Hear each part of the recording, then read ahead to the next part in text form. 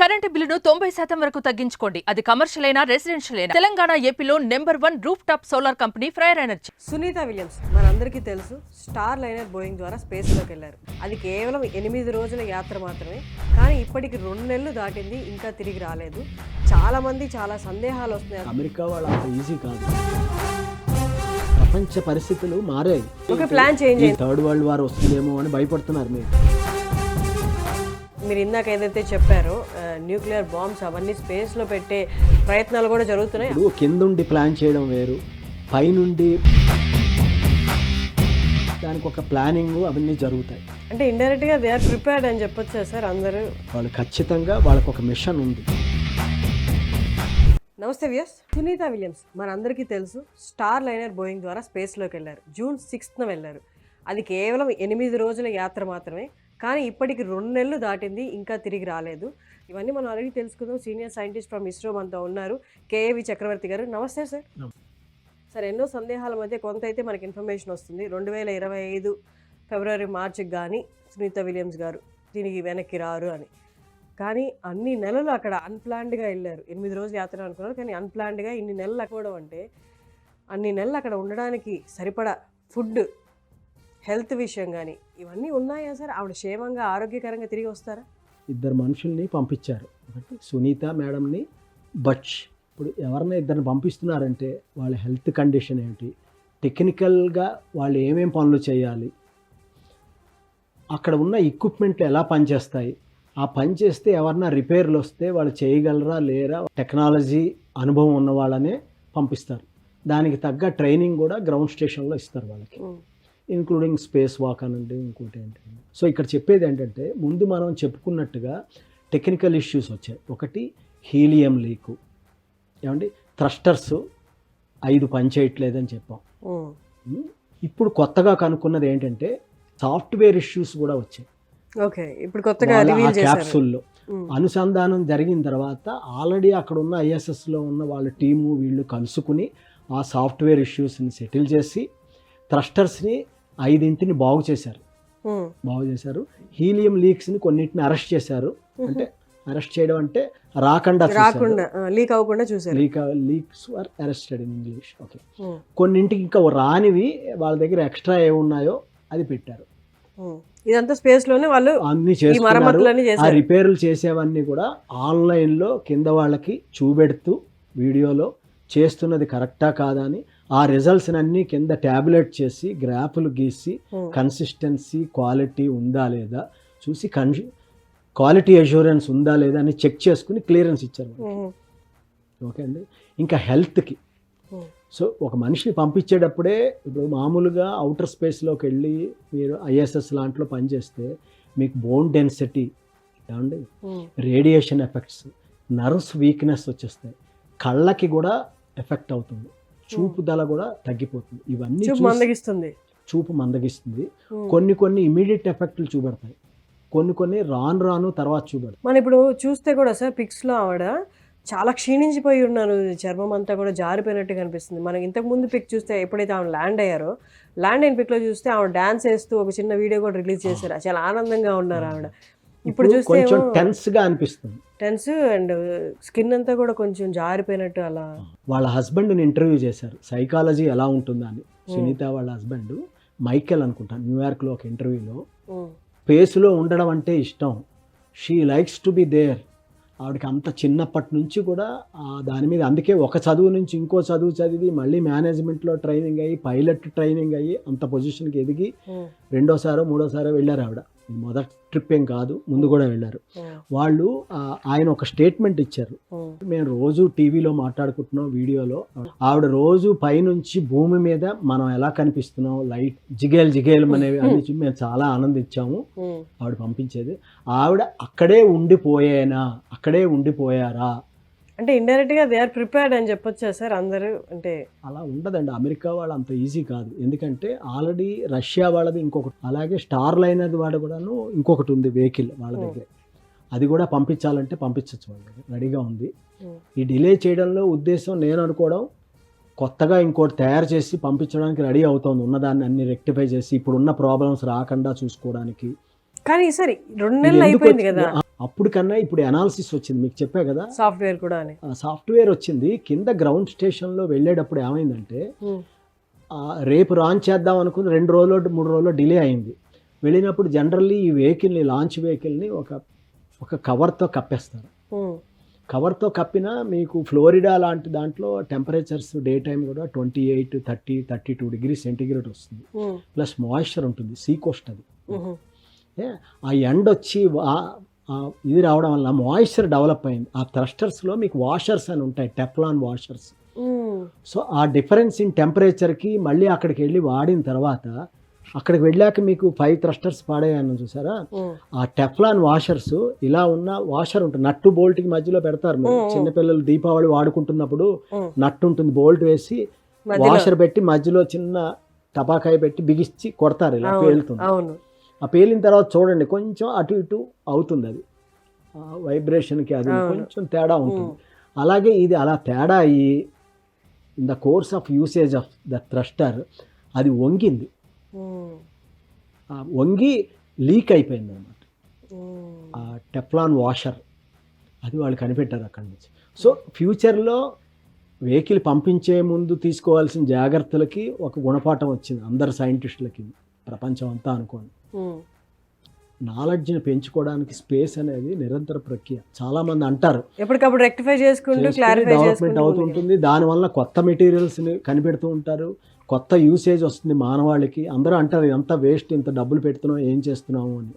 కానీ ఈ రోజు ఎంఆర్ఐ ఎక్విప్మెంట్లో అవన్నీ చేస్తున్నారు చూసారా, సిటీ స్కాన్, అవి ఎప్పుడు డెవలప్ అయ్యాయి?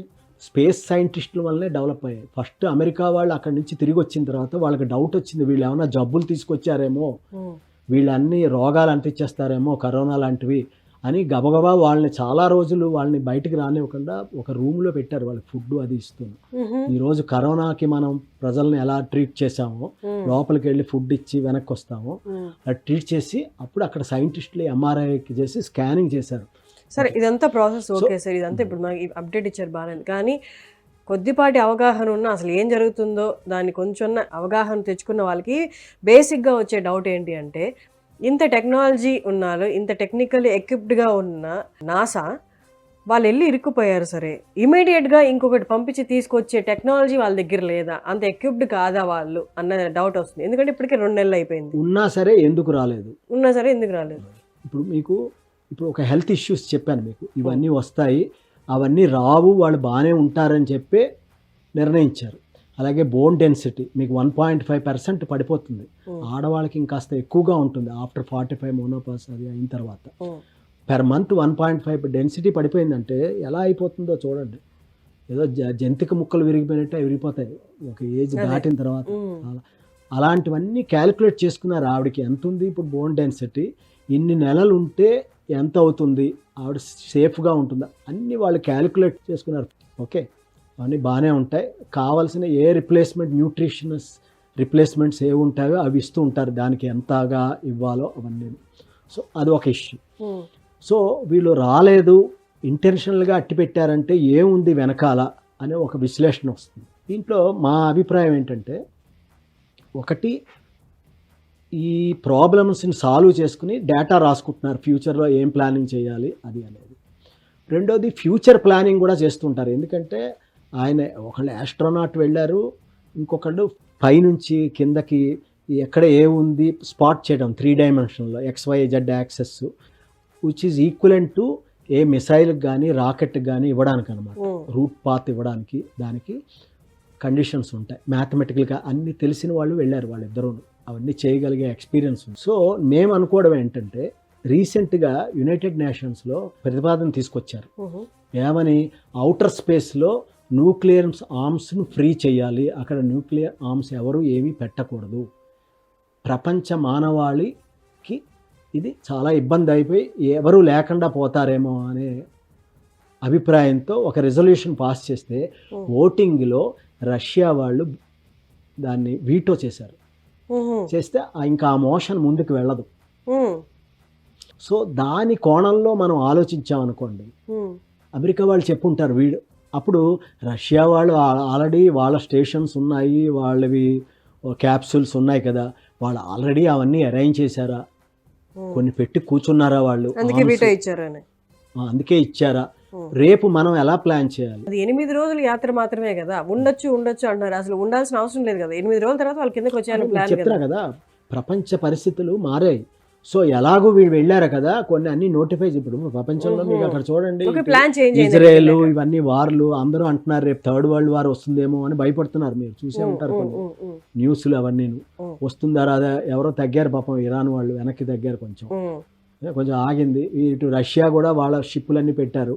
సో ఇలాంటి స్టేషన్స్లో అంటే నేను ఇవన్నీ స్టడీ చేయడానికి, రేపు అమెరికా వాళ్ళు న్యూక్లియర్ ఆర్మ్స్ అంటే ఒక చిన్న మిసైల్ పెట్టి, ఇప్పుడు చూడండి, ఇప్పుడు I'm coming to the main point, ఇది వెరీ ఇంపార్టెంట్. ఇప్పుడు క్యాప్సూల్లో వెళ్ళారు, ఇద్దరు వెళ్ళారు మనుషులు. 65 రోజులకి ప్లానింగ్ చేసే ఫుడ్, ఇంకా మెటీరియల్స్, రిపేర్ మెయింటెనెన్స్, ఇంజనీరింగ్ విభాగాలు, పనిముట్లు, రకరకాలన్నీ పెట్టారు. అవన్నీ కాకుండా ఒక క్యాప్సూల్ ఇలా ఉందనుకోండి, ఒక 360 డిగ్రీస్ పాయింట్ నుంచి, అంటే 4 9 36 360 డిగ్రీలు 90 డిగ్రీలు 4 మిసైల్స్ ఇక్కడ పెట్టచ్చు. సెంటర్లో ఒక మిసైల్ పెట్టచ్చు. ఈ ఇమాజిన్ 400 to 410 కిలోమీటర్స్ ఉంటుంది. ఇది ఒక ఆర్టిఫిషియల్లీ మేడ్ శాటిలైట్ లాంటిదే ఈ క్యాప్సూల్ కూడా. దాన్ని మన ఇన్స్ట్రక్షన్స్ ఇస్తే it is coming back to the earth, right? తెలిసిందే విషయం. సో ఈ మనుషులు లేకుండా ఉంటే వాళ్ళ వెయిట్ బదులు, ఓకే, దాని బదులు 100 కేజీలు 200 కేజీలు అక్కడే అయింది. 4 మనుషులు వెళ్ళగలిగే కెపాసిటీ ఉంటే 400 కేజీలు.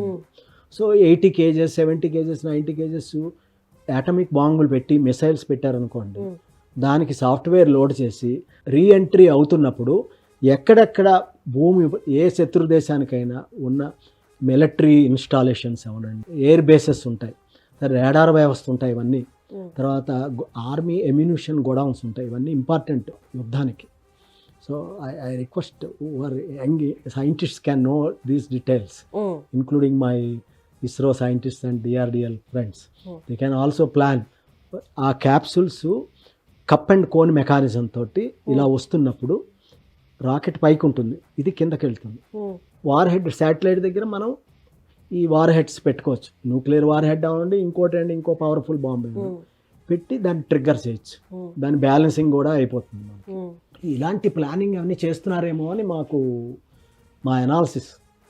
సో సునీత విలియమ్స్ గారు ఇంకా కొన్ని నెలలు అక్కడ ఉండిపోతారు అంటారు కాబట్టి, ఈ లోపు వీటన్నిటి మీద అవగాహన పెంచుకునే ప్రయత్నం చేస్తున్నారా, అక్కడ వీటన్నిటి మీద రీసెర్చ్ చేస్తున్నారా అని చెప్పొచ్చా? ఎస్, రీసెర్చ్ చేస్తున్నారు. అవన్నీ ప్లానింగ్ చేసుకుని డేటా ఇప్పుడు కిందుండి ప్లాన్ చేయడం వేరు, పైనుండి ప్లాన్ చేయడం వేరు.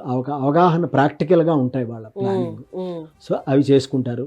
ఒకవేళ రేపు ఒక క్యాప్సూల్ ఉంటే ఇక్కడ కొన్ని ఆల్రెడీ ISSలో కొన్ని మిసైల్స్ ఏమైనా పెట్టారనుకోండి, చిన్నవి, దాన్ని ఎలాగా ఇంటిగ్రేట్ చేయాలి తీసుకొచ్చి చేసి క్యాప్సూల్, ఇప్పుడు మనం వెళ్ళిన క్యాప్సూల్ ఎలా అక్కడ ISSకి అనుసంధానం అయిందో, ఇటు నుంచి అటు వెళ్ళారు, ఆ క్యాప్సూల్ మిలిటరీ క్యాప్సూల్ కూడా అనుసంధానం చేసి మిసైల్స్ని లోపలికి పంపించి అవుట్ సైడ్ ఇవి పెడతారు. ఇవి అవుట్ సైడ్ పెట్టి పంపించవచ్చు మనం. అవన్నీ కూడా రాసుకుంటారు డేటా అంతాను, కిందకు వచ్చి ఇంప్లిమెంట్ చేయడానికి డిస్కస్ చేసుకుని దానికి ఒక ప్లానింగ్ అవన్నీ జరుగుతాయి. సునీత విలియమ్స్ గారు అక్కడ ఉండిపోవడం వల్ల ఆవిడ హెల్త్ అయితే ఎలాంటి ప్రాబ్లం అయితే లేదు. ఆవిడని హెల్త్ పరంగా అయితే మొత్తం అవగాహన కింద నుంచి చూస్తున్నారు. ఆవిడకి కావాల్సిన హెల్త్ అంతా సదుపాయాలన్నీ అందిస్తున్నారు. అట్ ద సేమ్ టైం మీరు ఇందాక ఏదైతే చెప్పారో న్యూక్లియర్ బాంబ్స్ అవన్నీ స్పేస్లో పెట్టే ప్రయత్నాలు కూడా జరుగుతున్నాయి. అఫీషియల్గా ఏ కంట్రీ అయితే రిలీజ్ చేయలేదు, దాని మీద కూడా రీసెర్చ్ చేస్తున్నారు వచ్చేలోపు. దానివల్ల నా రిక్వెస్ట్ ఏంటంటే మన గవర్నమెంట్కి, మన సైంటిస్టులకి, DRDL మనం కూడా ఇప్పుడే అడ్వాన్స్ ప్లానింగ్ చేసుకోవాలి ఈ క్యాప్సూల్స్కి. కానీ మీరు ఇందాక చెప్పారు UNO వాళ్ళు ఇలా స్పేస్లో న్యూక్లియర్ వెపన్స్ అనేవి పెట్టకూడదు అని చెప్పి రిజల్యూషన్ పెట్టారు. ఒక 90-120 కంట్రీలను పెడితే రష్యా వాళ్ళు ఒప్పుకోలేదు. మీరు అన్నారండి, మీకు 100 కార్లు ఉన్నాయి మీ దగ్గర, మీరు మినిస్ట్రీలో ఉన్నారనుకోండి, ట్రాన్స్పోర్ట్ మినిస్టరు మిగతా వాళ్ళందరికీ, అంటే out of the 1000 cars in a town మీవే 200-300 ఉన్నాయి. సడన్గా ఉన్న 100 రూపాయల RTO ట్యాక్స్ 500 చేస్తానంటే you are the first fellow to get affected. Other fellows will get instead of 50 rupees 100 rupees pay చేస్తారు. మీరు 100 కార్లు ఇంటూ 50 అంటే 5000 మీకు లాస్. అలా ఒక ఎగ్జాంపుల్ చెప్తున్నాను. రష్యా వాళ్ళు ఒప్పుకోలేదు దాన్ని. అమెరికాని పక్కన పెట్టండి, నాకే డౌట్ వచ్చింది. అంటే ఈజ్ డూయింగ్ సంథింగ్. సార్ కానీ సార్ బోయింగ్ విషయానికి వస్తే బోయింగ్ అనేది ఎక్కడ అంతకుముందు మీరు అన్నట్టు ఫెయిల్యూర్స్ కనిపించాయి, క్రాష్లు కూడా కనిపించాయి. ఇదంతా జరుగుతున్నప్పుడు ఈ స్పేస్ క్రాఫ్ట్లు, అందులో మన భారత సంతతి సునీత విలియమ్స్ ఉన్న స్పేస్ క్రాఫ్ట్ ఏదైతే ఉందో అందులో కూడా ప్రాబ్లమ్స్ రావడం, అది బోయింగే అయి ఉండడం, అంటే ఈ కంపెనీల వైజ్ ఇది సీజ్ చేసేయాలి అన్న టాకులు కూడా వస్తున్నాయి కదా సార్, ఎందుకంటే ఫెయిల్యూర్స్ రేట్ ఎక్కువ ఉంది కాబట్టి. బట్ ఏమవుతుంది నెక్స్ట్ బోయింగ్ పరిస్థితి ఏంటి? బాగా అడిగారు. ఇప్పుడు ఇది ఒక పెద్ద సమస్యగా ఉంది అమెరికాలోనే. బోయింగ్ సంస్థ వచ్చిన తర్వాత 1919లో మెక్డానల్డ్స్ డౌలస్ DOUGHLAS అంటారు, డౌగ్లాస్ అనే కంపెనీ ఎంటర్ప్రీనర్స్ పెట్టారు. వాళ్ళందరూ MBA గ్రాడ్యుయేట్స్, బీకామ్ వాళ్ళు, MBA లా వాళ్ళు కలిపి పెట్టి ఇంజనీర్స్ని అపాయింట్ పెట్టి ఇంజనీరింగ్ ఫ్యాబ్రికేషను, చిన్న చిన్న ఫ్లైట్లు తయారు చేయడం, పార్ట్స్ తయారు చేయడం, అసెంబుల్ చేయడం, 25 సీటర్ ఎయిర్ క్రాఫ్ట్లు, 16 ఎయిర్ క్రాఫ్ట్లు, 125 ఎయిర్ క్రాఫ్ట్ సీటర్స్ ఉంటాయి చూసారా. ఇప్పుడు బోయింగ్ కూడా ఉన్నాయి చిన్న ఎయిర్ క్రాఫ్ట్స్, సైడ్ రెక్కలు ఉంటాయి, తిరుగుతూ ఉంటాయి, అలాంటివన్నీ వాళ్ళు తయారు చేసేవాళ్ళు. టెక్నిక్స్, ఆ నాలెడ్జ్, ఆ ఎంటర్ప్రీనర్స్ ఉపయోగించి మెల్లిగా బోయింగ్ సంస్థలో దీన్ని కలిపేశారు. ఇంకో ఎయిర్ క్రాఫ్ట్ సంస్థను తీసుకెళ్ళి బోయింగ్లో కలిపేశారు. దాన్ని హస్తగతం చేసుకున్నారు. మన సినిమాల్లో చూపెడతారు చూసారా, ఒకళ్ళు వెళ్ళి ఇంకో కంపెనీలన్నీ కొనేయడం, అలా ప్రైసెస్ వాళ్ళ దాంతో దాని ప్రాఫిట్స్ అన్నీ పెంచుకుంటూ వెళ్ళిపోయారు. మంచి ప్రాఫిట్స్లోకి వెళ్ళారు. మ్యాక్స్ అనే ఒక ఫ్లైట్లు 2018లో ఒకటి పడిపోయింది, 2019లో నెక్స్ట్ ఇయర్ కూడా పడిపోయింది. తర్వాత ఆపేశారు. తర్వాత ఎయిర్ క్రాఫ్ట్లో ప్రాబ్లం వచ్చి రన్వేలో కొన్ని దింపేశారు. ఎవ్రీ 3 months 6 months జరుగుతూనే ఉన్నాయి మీకు ఏదో ఒకటి. People last confidence actually. అమెరికాలో కూడా భయపడ్డారు జనాలు ఎక్కాలంటే విమానాలు. సో వీళ్ళు ఏం చేశారంటే కాస్ట్ కటింగ్ మెజర్స్ తోటి క్వాలిటీని సబ్స్టాండర్డ్ అయిపోయింది. దానివలన విమానాలు పడిపోయాయి. Okay. So you have to upgrade, you have to design, upgrade, maintain the quality, see the convenience to the people, acceptance రావాలి. ఇవి లేకున్నా ఇన్ బోయింగ్. మీకు ఇంకొక న్యూస్ అప్డేట్ ఇస్తాను. మొన్న వాళ్ళ CEOని మార్చేశారు, బోయింగ్ CEOని. సార్ కానీ బ్యాక్ టు సునీత విలియమ్స్ గారు, ఆవిడ ఇప్పటికే 2 సార్లు వెళ్ళారు. 2006లో ఒకసారి, 2012లో ఒకసారి. ఆవిడ almost 50 hours of space walk కూడా చేశారు. ఎన్నో వందల కిలోమీటర్లు కూడా కవర్ చేశారు. ఆవిడ అదే ఉత్సాహంతో ఇప్పుడు కూడా వెళ్ళారు. కానీ ఆవిడకి ఆల్రెడీ 2 times ఆఫ్ ఎక్స్పీరియన్స్ ఉంది కదా సార్. ఆవిడ అంటే స్వతహాగా మన ఫోటోలు అవన్నీ చూస్తుంటే కొంచెం ధైర్యం సన్నగిలినట్టే కనిపిస్తుంది. మీకు అర్థమైంది కదా. నాసా వాళ్ళ, అమెరికన్ గవర్నమెంట్ వాళ్ళ ప్లాన్ ఏమిటయ్యా అంటే, వాళ్ళు ఖచ్చితంగా వాళ్ళకు ఒక మిషన్ ఉంది. ఆ మిషన్ని వాళ్ళు అకాంప్లిష్ చేసి డేటాతో వాళ్ళు రావాలి. పైకి వచ్చేవన్నీ కూడా ఒక న్యూస్, ఇంకొక న్యూస్ మనకి రానిది వేరే న్యూస్ ఉంటుంది. అయితే సార్ కానీ వాళ్ళ ఫ్యామిలీ మెంబర్స్ కైనా ఎగ్జాక్ట్ రీజన్ ఏంటో రివీల్ చేసి ఉంటారంటారా ప్రపంచానికి చెప్పకపోయినా? చెప్పరు సార్. ఎలా చెప్తారు? వీడియో అదంతా అక్కడ వేరే చోట వింటూ ఉంటారు వాళ్ళు. ఆవిడ ఎందుకు నన్ను అట్టి పెట్టేసారు ఫోర్స్గా అని చెప్తుంది ఆవిడ. కానీ ఒకటండి, ఆవిడ చాలా ఇంట్రెస్ట్తోనే వెళ్ళారు వాళ్ళందరూ. స్పేస్ అంటే ఏదో చెయ్యాలి అనే తపన వాళ్ళలో ఉంది. తపన అంతా okay sir, but after life కదా, ఆవిడ రోజు రోజుకి క్షీణించిపోతున్నట్టయితే మనకు కనిపిస్తున్నారు. ఆరోగ్య జాగ్రత్తలు అవన్నీ తీసుకుంటూ ఉన్న ఎర్త్ మీద ఉండడం, ఒకటి గ్రావిటేషన్ లేని చోట ఉండడం అనేది డిఫరెంట్ కదా. ఆ గ్రావిటీ లేకుండా ఉండడంలోనే ఈ హెల్త్ ఇష్యూస్ బోల్డ్ అని వస్తాయి. Precautions they have made before going there to keep with the body. And స్పేస్కి వెళ్ళొచ్చిన వాళ్ళు, అది 5 రోజుల యాత్ర, 10 రోజుల యాత్ర, లేకపోతే 3 నెలల యాత్ర, 6 నెలల యాత్ర, వాళ్ళ ఆరోగ్యంలో భూమి మీదకి వచ్చాక చాలా మార్పులు వస్తాయి, చాలా క్షీణించిపోతారు. ఖచ్చితంగా మార్పులు అయితే ఉంటాయి. ఖచ్చితంగా కొద్దో గొప్ప ఆరోగ్యం క్షీణించడం అయితే జరుగుతుంది అన్నది ఇప్పుడు దాకా ఉన్న న్యూస్ సార్. ఈవిడ ఎన్ని నెలలు ఉన్నారు కదా అక్కడ, ఆవిడ అంటే దీర్ఘకాలికంగా ఏమైనా ఆరోగ్య సమస్యలు ఎదుర్కొనే పరిస్థితులు ఉంటాయంటారా? జనరల్లీ ముందు వెళ్ళిన వాళ్ళైనా సరే, యాత్ర చేసి వచ్చిన వాళ్ళందరూ కూడా అక్కడికి వాళ్ళు రాగానే they cannot come out and just walk. They have to take rest. ఆ డిఫరెన్స్ ఇన్ గ్రావిటీ వలన they feel very looseness of the body. అవును, చూసాం ఇంతకుముందు మన వీడియోస్లో కూడా చూసాం, వాళ్ళకి బ్యాలెన్స్ అనేది సరిగ్గా ఉండదు. సో అది సార్, ఇప్పుడు మీరు చెప్తున్న దాని ప్రకారం సునీత విలియమ్స్ గారు 2025 మార్చ్, ఫెబ్ ఆ టైంలోనే వస్తారు కాబట్టి కానీ మనకు ఆందోళన చెందాల్సిన విషయం అయితే ఏం లేదు. ఆవిడ ఆరోగ్యపరంగా జాగ్రత్తలు అయితే భూమి మీద నుండి తీసుకోవడం అయితే జరుగుతుంది. వాళ్ళకి సరిపడా ఫుడ్ సప్లై అనేది మాత్రం అక్కడ ఉంది, వాళ్ళు తిరిగి వచ్చేంత వరకు అని కూడా చెప్తున్నారు. సో ప్రాబ్లమ్స్ రెక్టిఫై చేశారు. ఏదైతే టెక్నికల్ ప్రాబ్లమ్స్ ఏవైతే ఉన్నాయో అవి కూడా రెక్టిఫై. వాళ్ళైతే ఇదే స్పేస్ షిప్ లో రావచ్చా సార్, లేకపోతే దానికి కూడా బుచ్ ఉన్నారు కదా, ఇంకో ఆయన ఉన్నారు కదా, వాళ్ళ వైఫ్ని అడిగారు. విలేకరులకి చాలా తెలివితేటలు ఉంటారు. గవర్నమెంట్ చెప్పకపోతే దానికి సంబంధించిన వ్యక్తుల నుంచి ఇన్ఫర్మేషన్ రాబట్టాలని వాళ్ళ మిస్సెస్ని అడిగారు. అదే వెహికల్లో వస్తారా, ఇంకో వెహికల్ పంపిస్తారా, ఆ వెహికల్ పేరు కూడా ఏదో ఉంది, రష్యా వాళ్ళ వెహికల్ వాడతారా, రష్యా వాళ్ళది ఒకటి ఉంది, ఇది స్టార్ లైనర్దే ఇంకో వెహికల్ ఉంది, దాని పేరు గుర్తులేదు, అదే వాడతారా అని ఆవిడ ఒక స్టేట్మెంట్ ఇచ్చింది. మంచి స్టేట్మెంట్ ఇచ్చింది. Safety is always safety, there is no compromise. అదే ఇంకా అదే ఆన్సర్ వచ్చేసింది. Another ship. So they are very confident. Exactly. Sir thank you sir, thank you so much, thank you for your great information. Thank you sir.